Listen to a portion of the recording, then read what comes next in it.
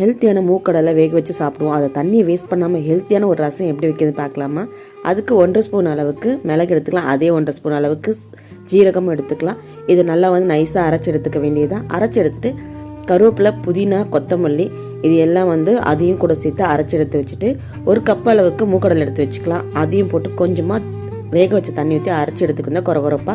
இப்போ கடாயை வச்சு நல்லெண்ணெய் ஊற்றிக்கோங்க. கொஞ்சம் போல் கடுகு போடுங்க. கடுகு நல்லா பொரியட்டும்.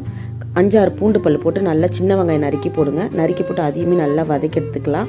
ஒரே ஒரு தக்காளியும் கூட போட்டுக்க வேண்டியதுதான். அதையும் நல்லா வதக்கிட்டு இப்போ அரைச்சி வச்சுருக்க ரசப்பொடியை நல்லா போட்டு வதக்கிக்கலாம். இப்போ கொஞ்சம் போல் பெருங்காயம் போட்டு அதையுமே நல்லா வாசனையாக வதக்கி எடுத்துக்கலாம்.